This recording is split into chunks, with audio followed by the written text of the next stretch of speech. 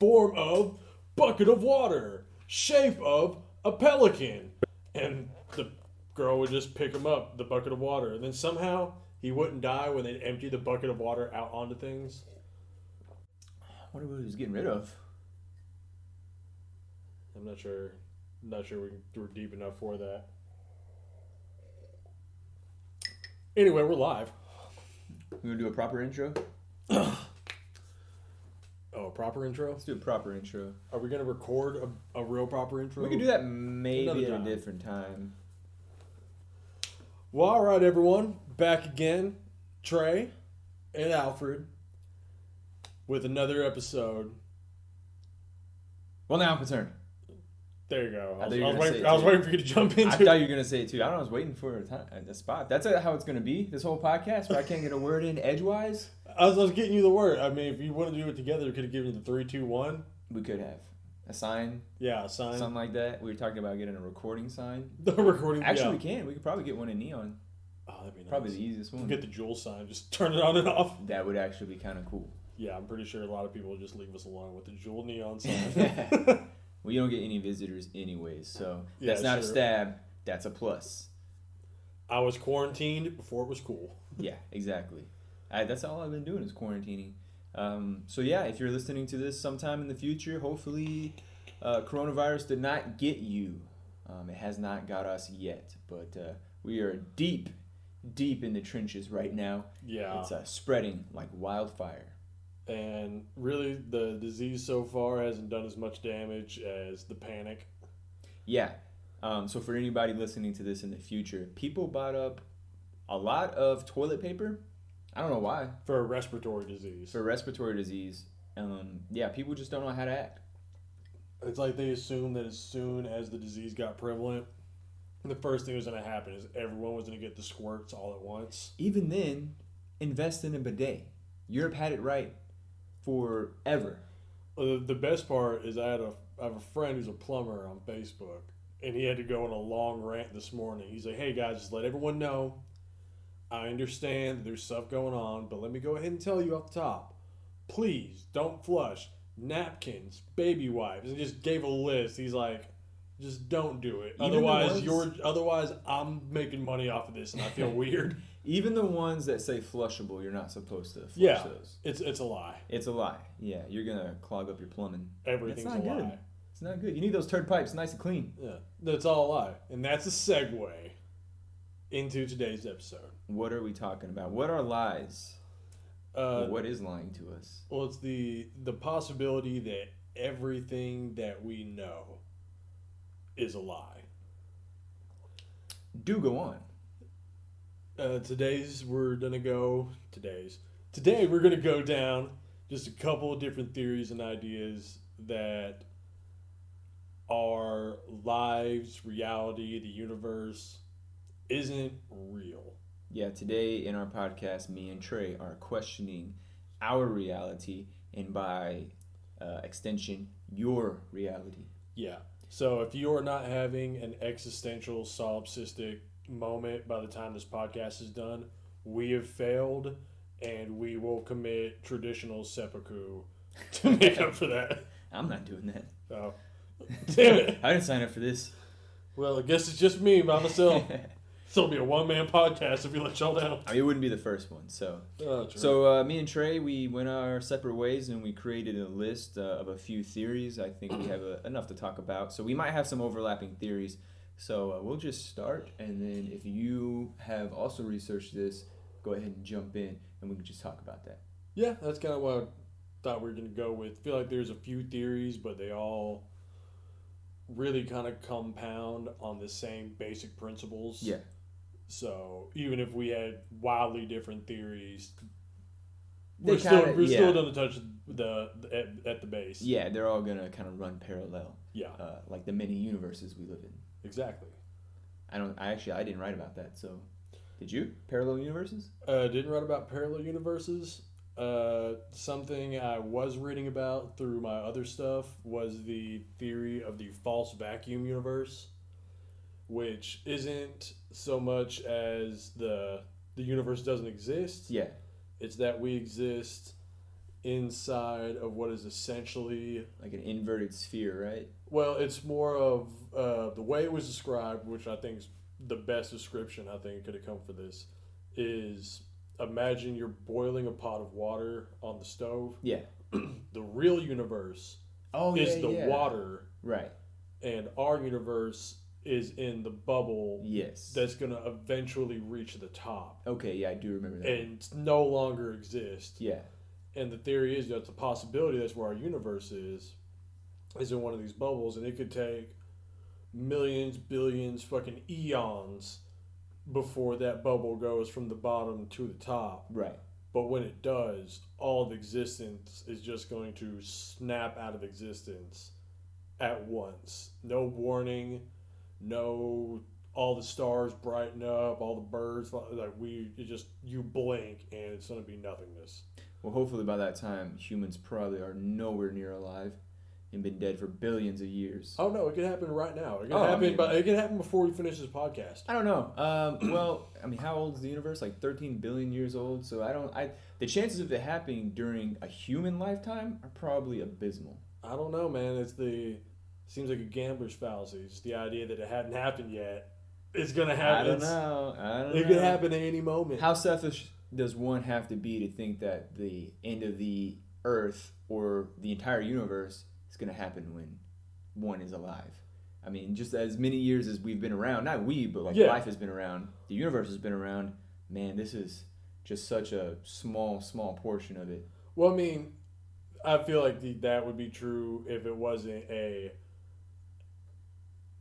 something is going to happen at any moment versus no, it's happening this year. Like, you put a date on it.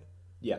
You're probably one of those religious nuts. You're like, no, man, I was reading the Bible. I looked through every passage, and all of a sudden, my totally not psychologically damaged state started putting things together, and I got a mathematical number that looks like a date. It's this day, and this is when Jesus comes back. Terrence McKenna did that. Yeah. He got way too out there and actually developed a computer program that predicted the end of the world, but it also coincided with his birthday. Of course. Yeah. Of course. Entirely true. There's nothing wrong with that. We do love Terrence McKenna, though, but yeah, that was a little out in the weeds there. But the idea that it's something that can happen at any moment and there's no possible way of telling. Well, that's the scary thing about any of this, is that there is absolutely zero way to prove anything is real, but at the same time, anything's false. We just don't have that kind of power. Yeah. Right now. Well, you can't do anything to prove a negative, but at the same time, if you can't prove the positive, then you're out. You're out. Stuck. Yeah, you're just kind of stuck in limbo of what's true or false. Yeah, it's exactly like the Skinner's box. With the cat. Schrodinger's box. There you go. I don't know why I was thinking Skinner. What is Skinner? Skinner did something. I don't know. Disappointed. I barely took intro to psychology, so yeah. But Schrodinger, So the box with the cat in it, it simultaneously exists and doesn't exist at the same time, and you don't actually know until you open that box. And as soon as you open that box and realize the universe is split. Yeah. And so there exists a you that opened the box, cat's dead, and then another universe where you open the box and the cat is alive. You know what's actually really funny about that is I've quoted that before. I thought it was interesting.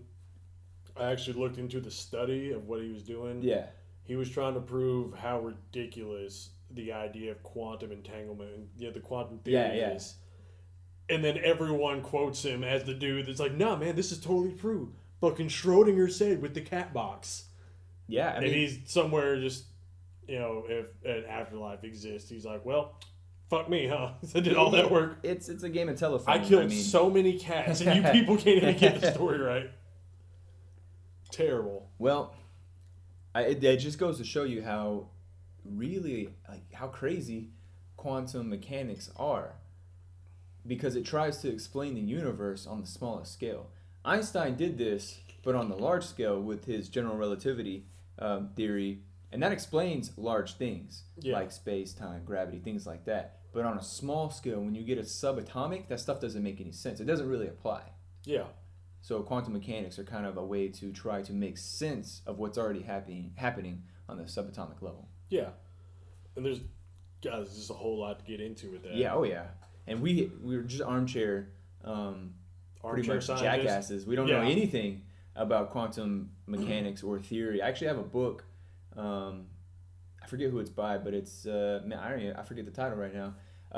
But it's awesome. It's something about the Elegant Universe. Yeah, the Elegant Universe. And I barely got to like chapter 2, and it's not even thick. It's like the book is written for the layman to understand. And it's still kind of yeah, it's still kind of out there because you have to picture these things that are infinitely small and things that go against our I guess our logic or our version of reality because things over there don't exist until you observe them. Yeah. So you can't actually truly observe them without them changing already. You'll never actually see them in their state. Which is weird. That's really weird. I think the weirder version of that, I can't remember the name of the study. Again, you can tell this isn't what we researched for today. We're just bullshit. Yeah, but they did a test. They were basically, I want to say they were shooting protons through a small mesh screen. Mm-hmm. Yeah. And when they pulled the mesh out, they realized they were getting really even direct hits. Like it was shooting one side or the other of this little divider. Yeah. When they inserted a camera, it would shoot one side or the other more. They said just the act of observing changed the outcome of how it would function. It's like that puts a whole new spin on if a tree falls down in the woods and no one's there to see it. Doesn't make a sound. It really does. We could probably talk about a whole podcast on that. Just that one saying alone. Yeah. I mean, and that's exactly what these things are doing. They're only existing because we expect it to exist. I mean, does it know, or is it just us doing it to it? I don't know. Is it so much that everything changes through observation, or the fact that we're just entangled to the point that your interaction with it changes both the outcome? That's the thing. I can't imagine that it's a one-way. Probably not. Change. Yeah, it's probably a multitude of things. I feel like if you're putting the effect outwards, that you are getting something back, but there's no telling what it is at this point. At least not yet. So that was your first topic, right? That was your first. Did we already cover it? Because you said no. The bubbling, the boiling. Yes. The reverse vacuum. Yeah. Okay. The reverse vacuum. So that was your first one. Yeah. Okay. Yeah, I did read about that, and that's pretty nuts. I did get it confused with like not the hollow Earth. I guess it's the hollow Earth theory, but that sounds more conspiracy than anything. Kind of like the flat Earth. Theory. No, but the hollow Earth, it's like that that we live in a inverted sphere. Now this isn't one of my topics, so I'm just talking out the ass here. Yeah. Much like with all the other topics, but I researched this almost none. So yeah, essentially like the sky is projected. I guess it's just like a projection, really. Yeah. And then like the sun exists, I guess in the middle. I don't know. And stars that are like refracted light. It's really weird. Yeah. It's really odd. It's one of those things where, I mean, like you said, it sounds real conspiratorial. Yeah. And it is. It's usually when you look into it, like it sounds cool, but the amount of stretching of natural factors that has to be done to make it seem like, oh yeah, man, this is totally obvious. Yeah. Like the people who claim the flat Earth is real. That's just say that the sun, like the sun doesn't make sense. Mm-hmm. And like, oh no, man, like they'll show you a graphic, and it's like that doesn't make. It would be significantly brighter and warmer if the sun was only several hundred miles above the surface of the Earth and no bigger than, I don't even know how big they say, like a basketball court, just something like not significantly big. Yeah. And so you're telling me New York and Sao Paulo are both getting the same amount of sun from something tiny, essentially. Yeah. It's like, it doesn't make sense. It doesn't pan out. It really doesn't. So I don't really like those theories. And they're not really, I feel like they're not like true, actual. I feel like that's just somebody got high or hit their head too hard and just came up with this. It's that woke brand shit where everyone acts like you're so woke you actually do a 180 and become an idiot. Idiot, yeah. It's no longer like it's not finding out the truth of real fucked up shit like Project Northwood and anything like that. It's everything you've heard is a lie. The government's a lie, and for some reason climate change gives the government unyielding power on your life and all the other crazy shit that people come up with. Like, man, Yeah. I don't think you understand how anything works if you got to this point. They really don't. They really don't. They just like to question stuff. And Yeah, it makes them, like I said, it makes them feel smart for questioning, which is fair. Like, questioning everything is how we got to this point. I'm they're not saying we're skeptical super of intelligent. everything. Yeah, but you then can't when be skeptical of everything. Well, it's the thing is, they're not skeptical of everything. They're skeptical of common knowledge or normal knowledge, and anything that's not something they learned in school. Yeah. All of a sudden, it's like, nah, bro, that has to be true. I learned it on the internet. No That's one can lie the on internet, the internet. The internet has been just a bastard of. It gives you all sorts of information, anything you really want to know, but also a bunch of information that is not correct Yeah. and in no way verified. And actually, it's just very anecdotal. Sometimes you do need some anecdotes, some personal experiences, but most of the time it's just wrong information. Yeah. I wonder how much of information that we get is just false or just not entirely correct, and we don't know any better. There's no way to tell. Would you even want an internet that everything has to be absolutely verified, at least if it's educational or for knowledge, like, and it has to be, I don't know. verified as true? It just depends. If you're trying to present yourself as an arbiter of education, of knowledge, or information sharing, then yeah.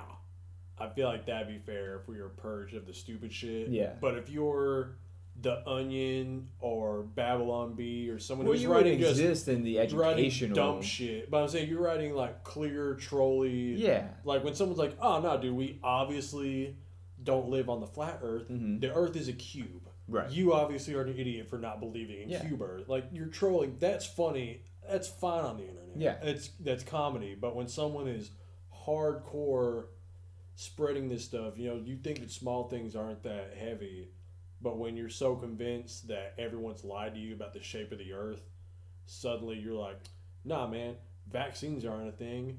Plagues are not a real thing. That's a government conspiracy to take. And, you go down a well of just never-ending stupidity. I just want to know if there's anybody out there who came to that theory on their own, who lives in modern times, where it's common knowledge that the Earth is indeed round, not flat. And did anybody actually come to that conclusion on their own, or were they always influenced by that external source? Does anybody come to that conclusion? Just like look, everything looks flat. If you go into a plane, everything's flat. Everything looks flat. Yeah, you really wouldn't know unless you were told to. So unless you're told otherwise, or if you got to experience flight or travel high enough into space where you could see the curvature. Right. There's no way to verify. And even then, like the stuff that they come back with is you also cannot verify that. You yourself can't. You just kind of have to take the word of others, which is pretty much all life is, But some stuff is still provable. It's saying when you can get a distinct different measurement in the shadows. That's how they initially proved the Earth was round. If you start using math, you're already going to lose them. They're not logical people. Yeah, they're not logical. They're probably going off of images strictly. Yeah. Strictly. So, and then even anyhow, you can, mess with shadows. That's what they do in movies all the time. You have to get shadows right, especially if you're shooting at different times of the day. So, I don't know, but we're not conspiracy theorists over here. We try to stay grounded. So most of the stuff is kind of just the BS of what we've heard and researched. But I got a real topic right here, and you already mentioned it. It's solipsism.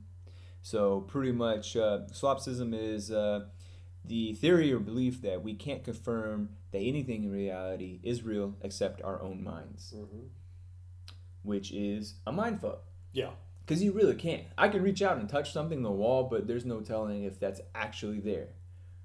And even then, this belief already takes in account that you exist. Your mind exists. That you are the only... It's the... I think, therefore I am. Yeah. Is the real story is I can think. I can, subjectively try to understand the world around me. Right. That means that I'm at least interactive enough in the world that I might be a real person. But I can never truly know if anything's going on in your head. Yeah. Other than my expected projection Exactly. of an interaction. Exactly. And I mean, if you've taken enough drugs, you can actually stop existing for a little bit. Yeah. Which means that we can't even prove that. It's true. If you dissolve your ego and you kind of just like melt as a single person, I mean, it can really, really mess with your idea of reality because you can't confirm that you exist. But this whole theory just goes ahead and takes that into account, that you already exist. So yeah, like you said, everything around us could be figments of our imagination, like other people and the universe itself and everything in it. This was made known by the Greek philosopher Gorgias. Gorgias? Gorgias, maybe, I don't know. Gordita Crunch. And he argued that nothing outside... the true Yeah. knowledge base. This is where we insert a Taco Bell sound. But yeah, Albert. he argued that nothing outside of our personal experience can be verified as real.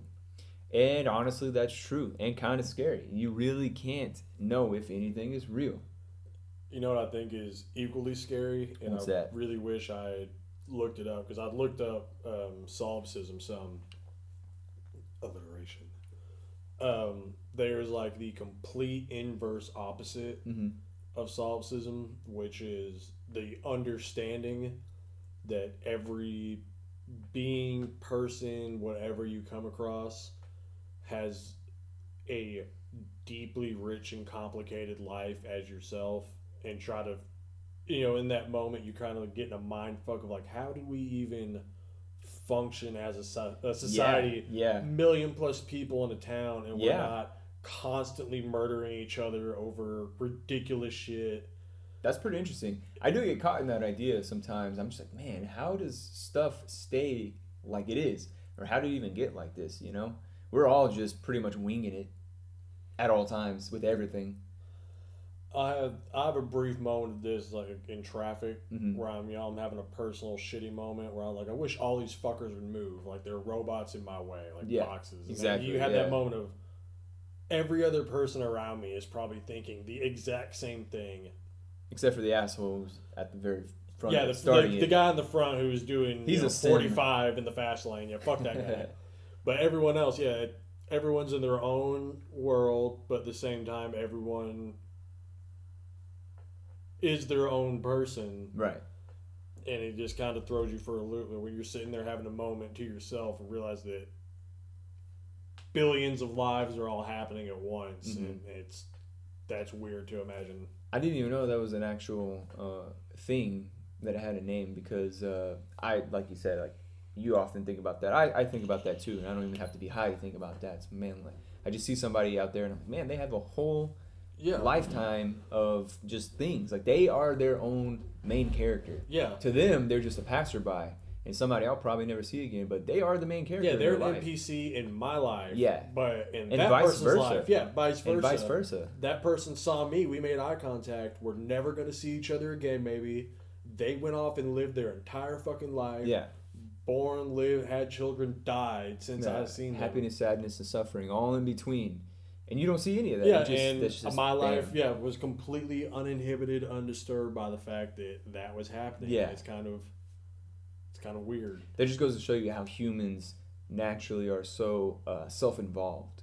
Mm-hmm. I mean, it would be absolute overload if we felt if we were so empathic to other people's emotions, we wouldn't get through life. Well, you have like a set limit. There's like a scientific study saying there's only so many people. Yeah, I believe that. It's like 150 is like Mhm. the max of people you can actually have a personal relationship with.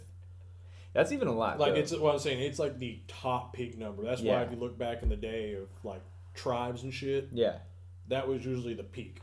that makes sense. Like your personal tribe where you could actually know everyone, like small town community you used to hear about back in the day. That was why. Right. Literally, it was small enough that everyone could actually know each other. That makes sense. But when you have a city of 1 million people, all usually close to each other, Yeah. it kind of wears that down. Not because you can't get along with that, with people. It's just that you can only be cool with so many people, Right. and you maxed out on that real fast in a city of a I million. wonder what's the absolute max a person has ever had that many deep relationships with people. Oh fuck! It was probably some type of religious leader. I maxed out at like 12. 12. That's a lot. That's exhausting. I have maybe, I don't know, a handful of friends that I have to keep up with, and it's not. I don't even see them all And the I'm time. saying that was like max, like over a period of time. Oh, really? Damn. Okay. Yeah, I feel like it's low. I feel like most people, but then again, I feel like most people's idea of a friend is anyone that'll spend 5 minutes with them and not annoy them. That's. For I'd some say people, that's a low bar, but you know, I I'd say feel like that some counts. people have low bars. That counts. If I couldn't go on a 5-day vacation with you, if we can't get lost at sea and still be friends afterwards, we probably can't be friends before. That's a really strong relationship. Yeah, because we're boys. My dad is actually on a kick of survival boat movies where they're on a boat and, and there's a bunch of them, dude. Yeah, there's a few of them, and I'm always It's just a bad place to be. You should never just go out in the water. Just don't go out in the water. That's okay. That's why when you got your boat, that'll be you time. You and whoever else. I ain't going on it. And see, I've gone out on an inflatable boat in a storm, and I had that thought out in the middle of the wind's blowing. It started I to did rain. this to myself. Yeah, I'm laying down on the floor of this thing, trying to cover up in a jacket, and I'm thinking like, this would be horrifying if at the same time, it's like 4 a.m. Storm's rolling in. I'm in a lake, but I can still see the shore. Yeah. Imagine looking out over the side and there's nothing this way, nothing that way, Yeah. nothing behind you, nothing but water, Yeah. water and horizon. I would kill myself by seagull. Yeah, I don't know how, but I'll find a way. find a way. Dying just floating in the middle of the ocean sounds absolutely terrible. Yeah. Like worst nightmare kind of thing. I don't know. I'd probably rather drown. It's much quicker. But salt water is very salty. Just stick your head in and just go deep. Very salty. So yeah, so the argument, we're back on solipsism. Yeah. So the argument for this is, well, if our reality is our own, why don't we make it what we want it? Why does it suck? For some people, for most people, it probably does suck to a fair degree. But why aren't we all just like kings and rich Of our own and dreamland. famous? And yeah, Yeah. I guess you could be, but you'd be kind of crazy. You still live in a reality where you're kind of limited by what you do physically. So why is it not like that? And that's my argument for it too. Has anyone said anything about that in your research? Like, was there what do you mean a foundation? I was just saying the thing of thinking there may have been someone who set forth some kind of example of why we are not, and if it was true that one of us is the only real person and the other person's imagined, essentially. Oh well, there's. I was saying, why is it that I'm not imagining myself in a harem full of sexy bitches or some weird shit? Why am I not Bill Gates? Maybe you're limited. Maybe there's only so much you are set to achieve or to get in a lifetime, and it's completely random for each person. Well, here's might be I think that's equally terrifying. What if it's true, and what if neither of us is the person? Chances are, what if we we're wouldn't both be. NPCs to a third person's existence? I'd say we're pretty well programmed. We got our own things going. That's okay in life for an NPC. I never felt like the hero of my own story. So. And that's a smooth segue into my next topic. All right, let's hear it. Thing that said it would be terrifying to find out that, let's say you thought that you were the only existent person, but what if you weren't, and no one else was, but a third person was? Okay. And that is the simulation theory. As we go forward, so many people I know have played The Sims and just any game like that. Yeah, any game where you have NPCs. I got a game called, I don't remember what something it's called, Evolve. I think it's called Evolve. Oh, the Spore ripoff? Basically, but it's a lot more AI driven, where Okay. they actually, like, a lot of actions and controls take place to set up factors for the evolution. Mm-hmm. And the idea is the farther we get with AI and the faster things can process, we will get to the point where we can create a simulation that nothing in the simulation would be able to, know it's in a simulation. It's sentient but unaware. Okay. And what if we get to the point we've run that simulation so well, the characters in the simulation have done the same? That's possible. Yeah. And once that happens, we'll have to ask ourselves, what if we are someone else's simulation Exactly. that just reached Yeah. the nexus point? Yeah, exactly. It kind of always comes back to there just being so many versions of a reality, Yeah. whether it's the one we live in or not. And yeah, I did some research on the simulation theory, and it really does mess with my head because we very well could be NPCs. I feel like that's probably more likely to happen or to be true, that we're just in a very, very detailed simulation or a simulation of a simulation. Well, see, what I think is interesting about the simulation theory is so many things fit into it. Aliens, like UFOs and whatnot, they're not actually Yeah. aliens, but they're basically observation code, like items coming in and observing to Mhm. report, to give information Yeah. to whoever is running the simulation Yeah. for us, that's monitoring Yeah, a us. little probe. It's pretty much any unexplained phenomena. Yeah. Ghosts, glitches in the Matrix. Yeah, I'd say it's all deja vu. everything that happens would be a glitch in the Matrix. Yeah, Like essentially. there's a phenomenon that happens every now and again. It'll be reported of like old machinery or people in old clothes. It'll look like a ghost, but it'll happen with airplanes, Yeah. cars, and the general explanation is like, well, if we're in a simulation, it's basically reading. It's glitched and read old code for that area's mapping. Yeah. Like 100 years ago, that World War II bomber plane flew over that spot. Yeah. And for some reason, when it was trying to map this code, it reread old code. Or it's like rewriting over Yeah. old data. And pulled it up first and before it pulls it rewrote up. Yeah. Yeah, exactly. I mean, definitely. It could be anything and everything. Yeah. And we still wouldn't know. I mean, maybe the parameters could be set to like, there's so many glitches that it'll accept before reality starts to break down. Yeah. Like if you gave the entire population of the Earth hallucinogens and just watched the whole thing melt. And the other thing that's usually real terrifying with this theory is if we are in a simulation, there's nothing we can really do about it. There's no like, let's all fucking panic, the world's over. As far as we've ever known, we're alive, so it's not big of a deal. Let's get this right. There's nothing you can do about any of this. That's what I'm saying. There's nothing you can do about any of it. It's so scary. That's what I'm saying. But if you were to find that out, there's not much you could do. Yeah. It's kind of like, all right, well, we're a simulation. Oh, well, whatever. But the idea that, let's say, whoever set up the simulation has gotten what they want out of it one day. Like, they have received the max amount of shit, and whatever system they're running us on gets turned off. Again, if we are At the part of a end of the road. simulation, I don't think we'd be alive in the simulation. The point of the simulation, I would understand, or I would guess, would be to just kind of run the course of a universe. See what happens, Some things evolve life, some things don't. Maybe the universe collapses as soon as it, comes about. Maybe it stays forever. I mean, it'll probably run its course until something happens to shut it down. And we probably won't be existing in the code by that time. But here's the thing: what makes it known that our planet was the focal point?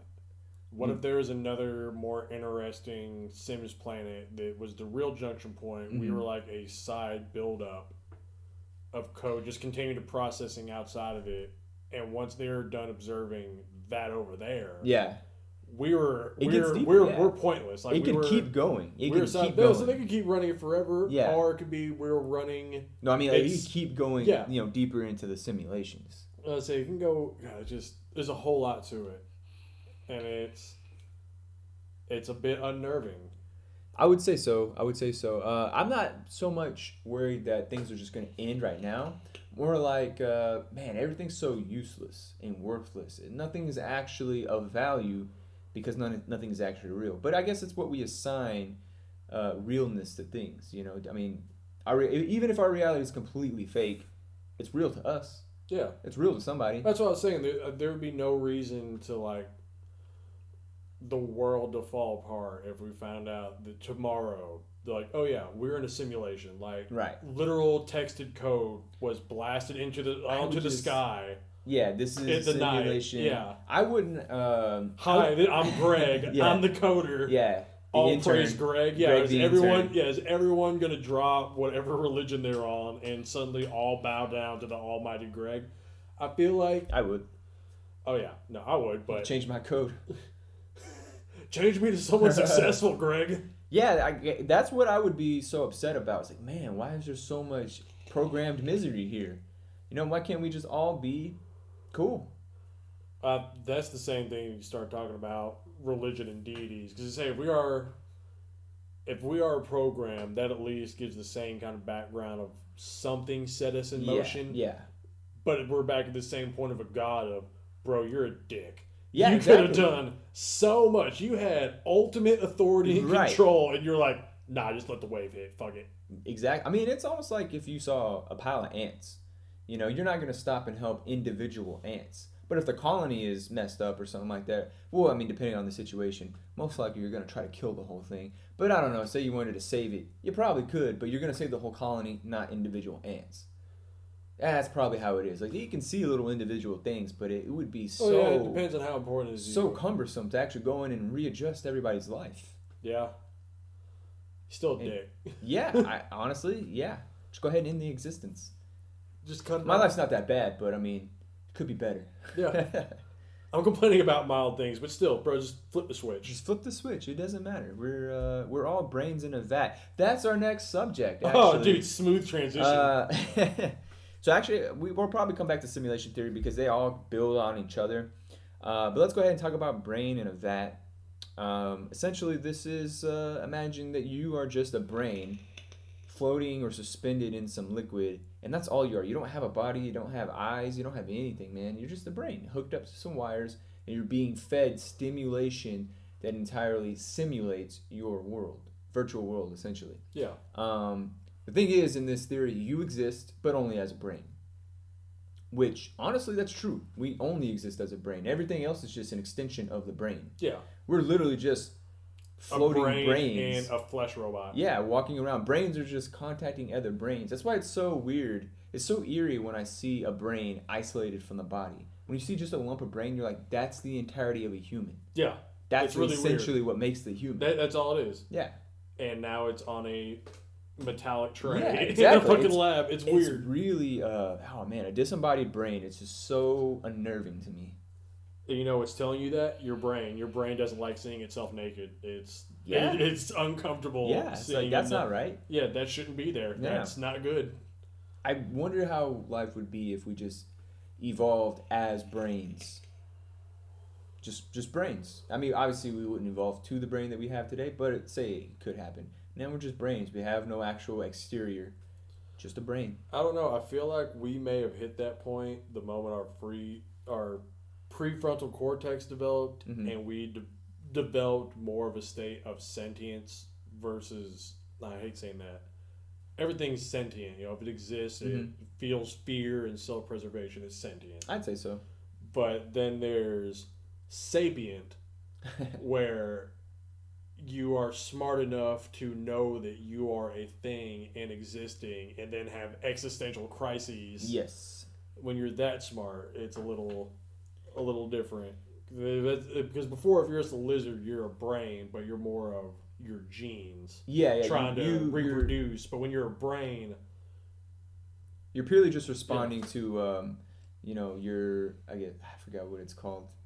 Not reaction. You're not just reacting, but, like you said, your genes. I can't even come up with the phrase right now, but, so the brain in the vat is pretty much the premise of The Matrix, except in that movie they were batteries.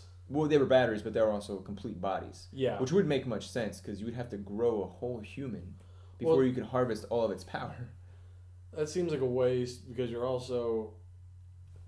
your brain uses a whole lot of sugars and starch and whatnot. Yeah. You know, it uses a lot of energy, but not as much as a body built to carry a 180-pound person around. Right.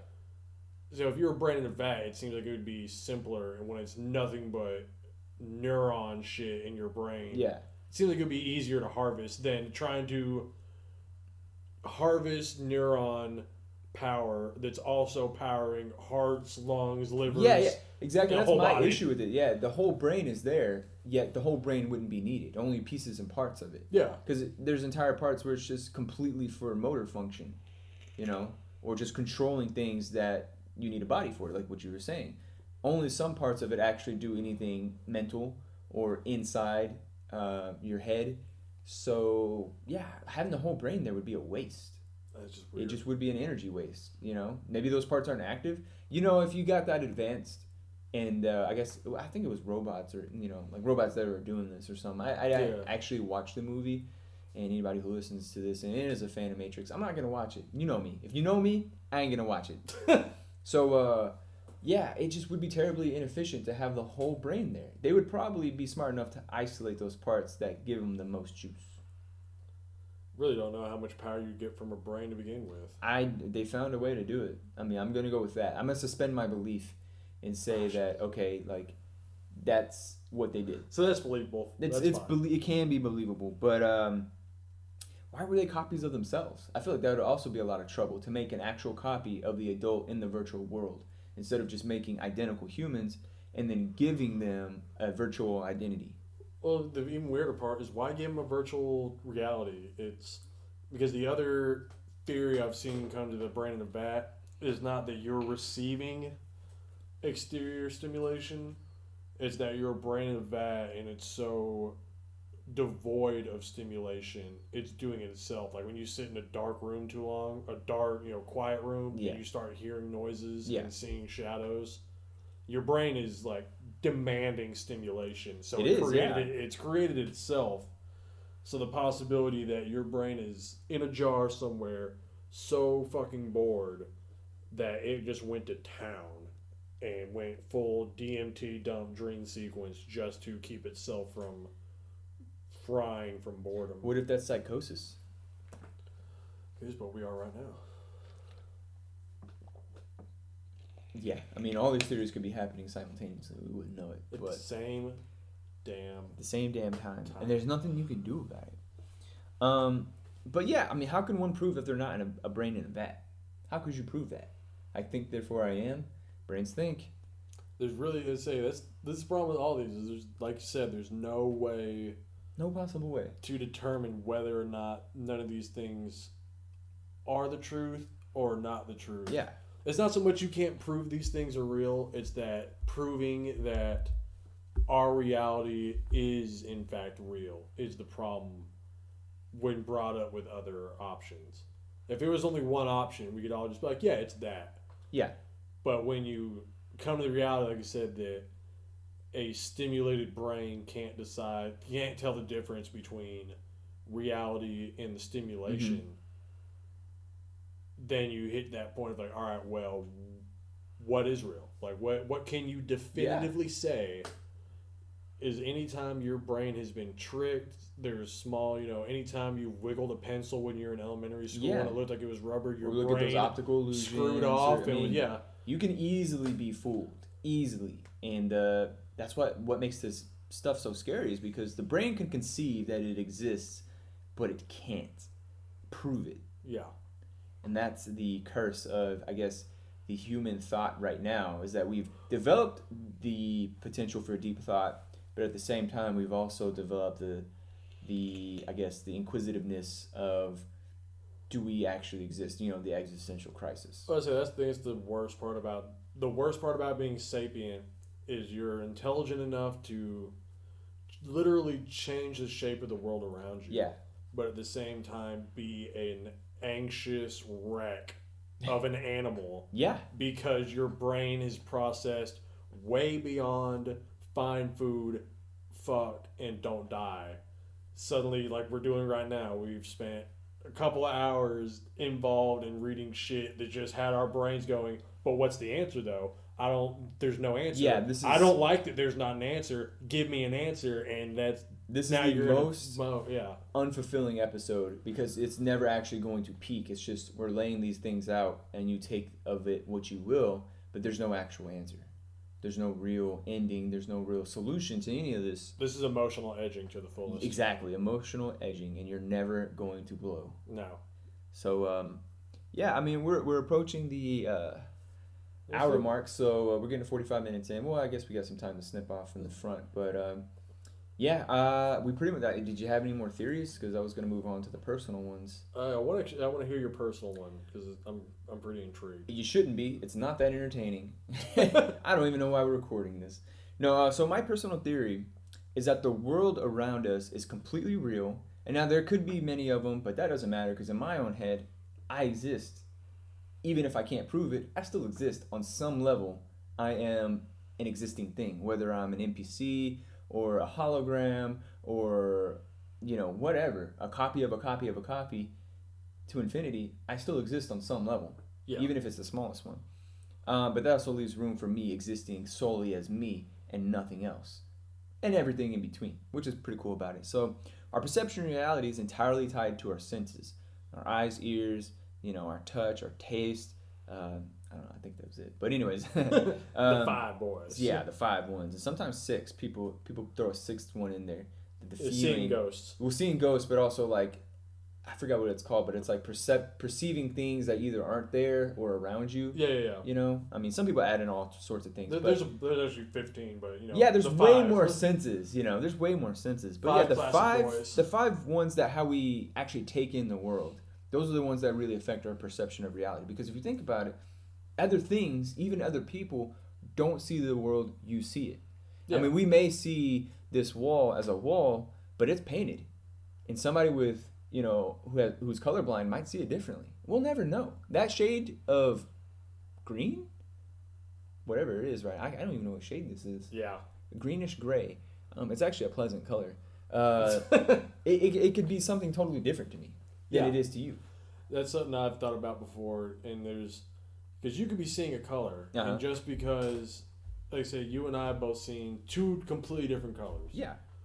But the day that a teacher stood in front of us, we both saw the color on the board. She pointed to it and said, "This is green." We're like, all right, cool, that's green. But to you and me, the green may be completely different. Mm-hmm. Like you said, there's no way to know.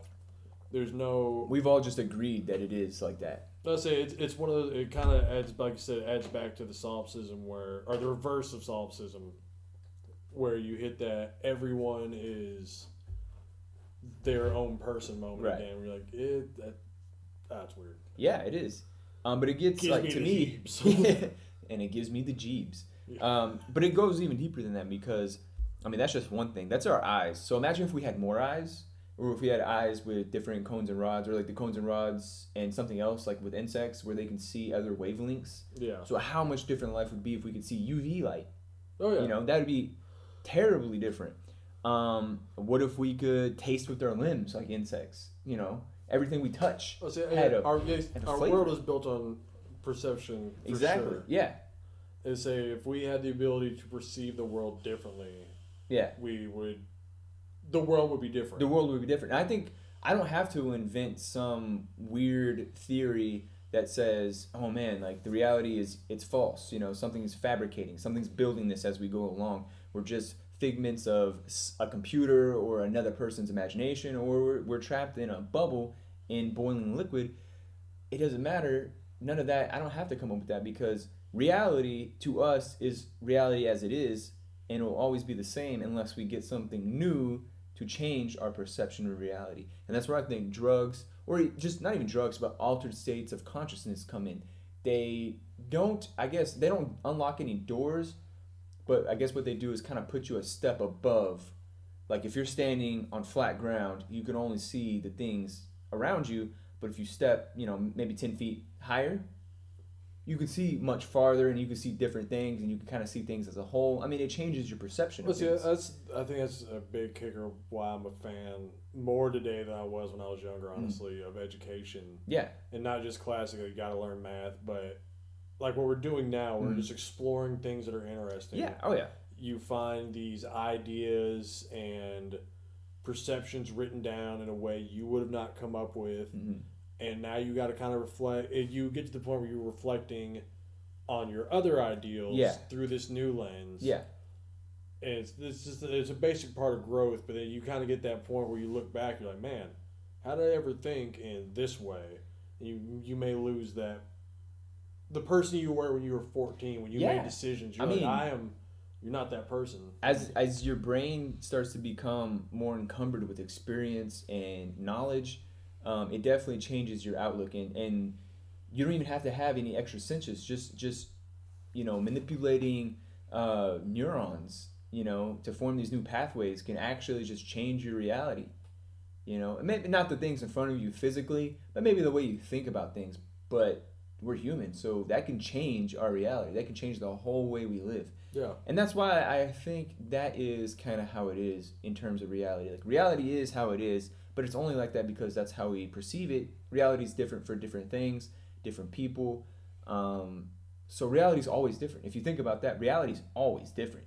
I guess there's a baseline of how it is, but I mean, would a tree still exist if we couldn't see it? Yeah. Yeah, I mean, maybe, but it would be entirely different to us as the non-seeing things. We experience the tree in so much differently, and that would change our reality. So that's kind of what I believe. Yeah, and drugs help you get there. So if you want to change your perception of reality, do drugs, but the good Lots ones. and lots of drugs. The good ones, though, not the ones. Mind altering, not Yeah. mind altering. Yeah, not life altering. You don't want the ones that are like life ruining. Yeah, maybe life altering, but not life ruining. I don't know. My thought is So, yeah, it doesn't give me really your thoughts. matter. Doesn't matter too much what the state of our reality is. Like you said, Yeah. as far as you and I can determine at this moment, stuff exists. Yeah, we exist. Reach outside, I walk outside, I can feel the air touch my skin, Mhm. even if I am a brain in a vat or it's a simulation. Yeah. I'm existing in it. There's no other reality until, like you said, someone pops a set of eyes on my floating vat brain, Mhm. and I can receive stimulation in that world. Right. Yeah. That But even then, it reality. would still be the same. You would still be fed the same things, but this would technically be quote unquote reality, but you still wouldn't be able to distinguish it. Well, let's say if you were to do Yeah. that, it would feel like a dream if you were to just get eyes popped into Maybe, your yeah. bat brain. Because Maybe. you're like, okay, where is everything I've ever seen, known, or experienced? Yeah. It's kind of inconsequential to life. Like, there's no, like I said, there's no reason to go jump off a bridge. God doesn't exist. We're just fucking numbers and a code that's being processed. Yeah. It's not going to change anything. You have families. You still feel emotions. Mm-hmm. Reality is going to press on no matter what the factors of reality are. And that's kind of what helps ground me anytime I'm feeling overwhelmed with anything. I'm just like, man, none of this actually matters. Oh yeah. It either matters a lot or none. And I kind of side with it matters none. You know what really helps me do that? It was a lot easier, back in the day when there's less development and whatnot, especially you can get out to the country. Yeah. But when you get out on a clear night Mm-hmm. with no light pollution and you can stare off into Oh, yeah, space, yeah. you look up and you realize you're not looking up, you're looking out. Yeah, you're looking out. Yeah. Into never-ending void, and you're a rock hauling ass through this void. Yeah. And you're a tiny speck on the tiny rock flying through Yeah. the void, and you're like, you know what? Maybe my problems or whatever is fucking with me right now is pretty inconsequential. Exactly. They just mean nothing on the cosmic scale. I mean, even if you think about the people around you, if you died, it would only affect the people around you, and then it would start to world keeps radiate, but spinning, it would quickly dissipate. Yeah, the world would keep going on, and in 10, 15 years, once not 10, 15 years, but once all the people who knew you died out, you're gone. You're gone, essentially. So nothing actually really matters. I mean, It's the second death in Coco. yeah, exactly. Yeah, when nobody puts you on the ofrenda. So. Yeah, when you're no longer remembered, and that's kind of a terrifying existential thing if you were to think. Again, assuming we're all real, all of our greatest ancestors, you and I are on two different very long chains of people successfully fucking before they died. Yeah. Pretty much. And all those people, like I said, had lives, their own interests, their own And worries and fears woes, and and dreams, everything. and yeah. And they are gone, and you and I don't know them, and they probably did things with the thought of generations from now. Yeah. They'll know me for making this sacrifice. Like, bro, I feel terrible because I do not. Imagine, I sometimes get lost in all the little intricacies of humans that we lost because nobody was around to pass it on, like jokes, Yeah. stories, even little things like that. You know, there was probably something that made people keel over in laughter, you know, hundreds, maybe tens of thousands of years ago, but we would never know of it now. You know, my favorite is that being involved with history, my favorite old classic joke was, and it was a literal 300-year troll status. What was it? In the Hagia Sophia, Mhm. during Nordic raids all through Europe, they left runic engravings near the ceiling. You know, it's a big fancy church. There's not going to be easy to get to the ceiling. Right, yeah. And they thought it had to be something important, something that someone left there. It's Mhm. like a key, some what is it, the Holy Grail, hidden message shit. Like, they Yeah. put so much Like meaning something, on it's it. got some, it means something. And finally, they got close enough, took a picture of it, and sent it around to people to see if they could decipher it. It turned out to be Nordic runes, basically saying, "This is really high. Haha, Olaf was here." Or just some bullshit. That's awesome. People spent years protecting it and acting like it was some holy doctrine Yeah, that you weren't yeah. supposed to know. Nope, Olaf was It here. was just somebody putting their mark Just there. someone was being an asshole with graffiti. And he is immortal right now. Yeah. Technically, he's immortal. You know, whoever that guy was, you don't know much about him, but you know he Yeah. had enough humor to transcend time. Our ancestors definitely. It was the graffiti in Pompeii that was like Democles sucks quite well. Yeah, I It do wasn't. remember It wasn't. It was in Pompeii, but it wasn't the brothel house. Yeah. It was some guy just being a dick. It was like if you were to go tag a bathroom with your best friend's name and just say for a good time, Yeah. call so and so sucks mad dick. He probably did at one point in his life, but as he got older, Hey, you he never didn't know. suck dick anymore, right? That was frowned upon. You don't suck other men's dick when you're old enough to get your dick sucked by another man. So, That's exactly it. If you're a um, Greek, I mean, eventually, in the far future, the knock knock joke will die out because there won't be any doors. Things will either open automatically or you'll walk through them. I Everyone mean, there has a won't ring. be. Yeah, everyone. There's gonna be something where there's not actually a door anymore, and the knock knock joke will not be applicable and it will die out.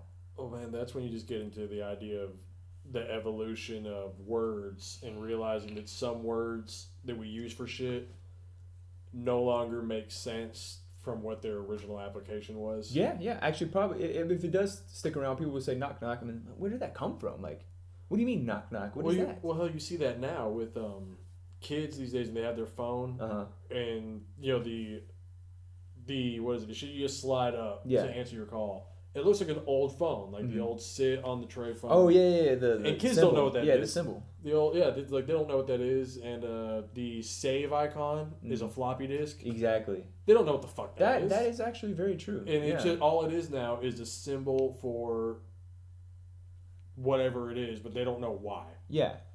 I mean, yeah, there's actually a lot of symbols that we use for the cut symbol. It's this pair of scissors. I mean, eventually people are going to cut with lasers. Like Yeah, lasers, and it's still gonna have the cut with scissor lasers. line on it. Yeah, it's going to have the scissor line on it. That's really odd, man. Well, I didn't think about that. Your cars, where you have all your instruments and shit, your Mhm. dashboard. Mm-hmm.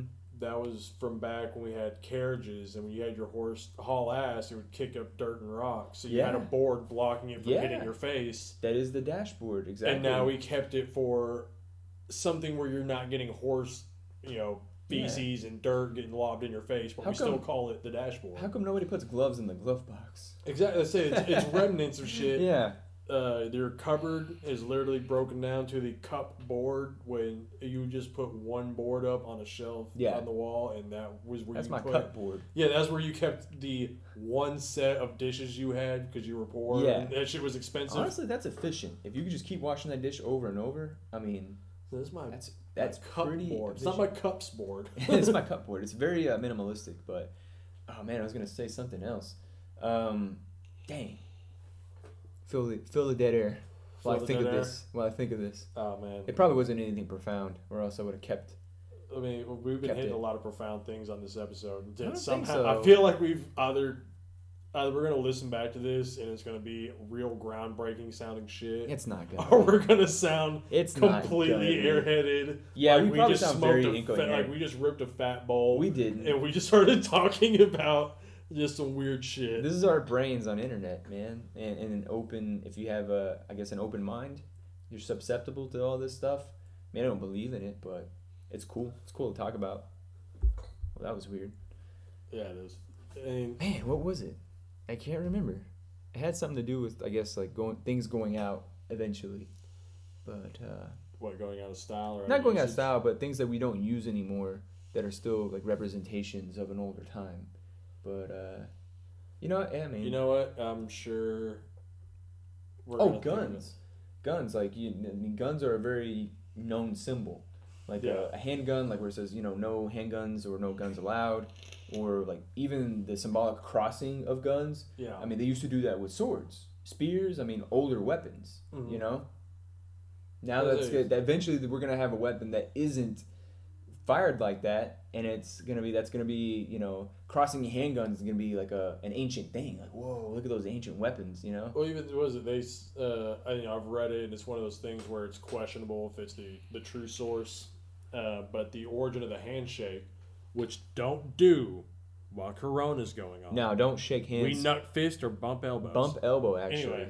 Anyway, Pure they L said that. the origin of shaking hands was you come in and you shake your right hand with the other person's right hand. Uh-huh. That's also the side, your weapon wielding hand. Oh yeah. So coming out and extending your weapon wielding hand and the other person extending theirs Yeah. showed that neither of you had a weapon and you were both being like, look, man, I'm being cool right now. You're being cool. We're not coming at the other person with hostility. Right. I think that's also where the hug comes from. It's like you get that close to somebody and you're like, I'm not afraid to kiss you. That's what the hug is, It's like I can get that close that we're in kissing range. Yeah. This is all a joke, by the way. I'm just know. shooting shit. I was waiting for you to laugh. You didn't. I This is thought not a you were comedy going podcast, into guys. it. Not a comedy podcast anymore. Anymore. There's no laughter. There's no laughter. My joke fell flat on my only person in here. That's 100% fail rate. We went too deep and got too serious, and when the jokes came in, we contemplated them. When someone knocked, we were like, "Bro, who's there? Who's knocking at my door?" No, I was ready. I was fully ready to give a joke out, and then I was actually thinking, man, we need to put more jokes in here. Like we're just too serious. We're too inquisitive and just like very stonerish, I picked the whole bouquet of whoopsie daisies on that. That's one. all right. That's all right, man. We can actually add a laugh track in there. We'll get you laughing at different like levels, like ha ha ha. Just faded it onto each other. And then put a mishmash of all your laughs, and then echo it, and then actually we should do that, and then you'll laugh. So, Add the laugh track. yeah, it's a live studio audience of one person. A live studio audience of a bunch of people who hopefully aren't dead yet. Because that's creepy to think of too. Yeah, I mean, what if we don't release this until we're dead? No, it's just that that 70s show and all those classic sitcoms where they have a laugh track. The original laugh track was recorded in the 50s. Yeah, and it's there's ghost laughs. But Yeah. also, if we just kept this in a vault and released it when we were dying or dead. Oh, so, it'd be like like- John Malkovich. I didn't see that movie. No one will, not for 100 years. Oh, the John. Oh, yeah. his I thought you were talking 100-year about movie. the John Malkovich. No. Yeah. Exactly. Yeah. So, I mean, I don't know who would want to listen to this now. Anyways, Yeah, exactly. jokes aren't landing. We're getting too off on tangents. You're getting too meta. Getting way too meta. This is only the second episode. Maybe just we actually haven't referenced maybe the first episode 100 whatsoever. 100 years from now. Dragon. Now that's a callback. There we go. There we go. Now it's meta again. All right. Thought we were going to lose y'all? Not this time. No. I'm concerned about that. Oh, man. And that's the name of the podcast. That's the name of the show. All right, guys. Well, glad you stuck around with us this long because Lord knows it probably was hard on you. It was hard on us. Yeah, we're going to get better, I promise. And I'm not good for keeping my promises, so don't expect much. But expect everything, okay? All right, That's the guys. point. That's it. So hopefully next week we'll have something that's a little less mindfuck and just a little more fun. But Yeah, and we'll try to be funnier. We're funnier in real life. yeah, if you ever meet us in person, actually, don't say hi. I take that all back. If you see us, just look at us, but not too long, or I'll consider it a challenge, and we'll have to spread my peacock feathers. That's going to be really weird because the people who are going to listen to this already know us. So I'm like, Trey, what the fuck you doing? Yeah, no, this is me telling them. Okay. All right. The whole thing about me enjoying my privacy, this wasn't a joke. Remember, there were no jokes in this episode. There was none until this very last 5 minutes, and it's been nothing but jokes. Nothing but jokes, and not even good ones. Really. We have to decompress after some of that shit because if you don't stop and laugh about it, it's one of those things where we could both split up from here. Both, you go home, I go to bed, and then we're just going to be thinking about at the ceiling. Yeah, is anything real? Why do I do anything? Yeah. Why do I go to work? Why do I put effort into any social interaction when all of these people are figments of my imagination? Why are boobies good? These are the questions that keep us up at night. Squeeze a pair and find out. All right, yeah, that's the leading message. We're gonna leave you with that to think about. Squeeze a pair and find out. If titties are real, reality's real, right? That's my motto. That's what we're going with. That's my motto. All right, so we're signing out. Goodbye. Aye. All right, and that's the podcast. All right, see you next episode.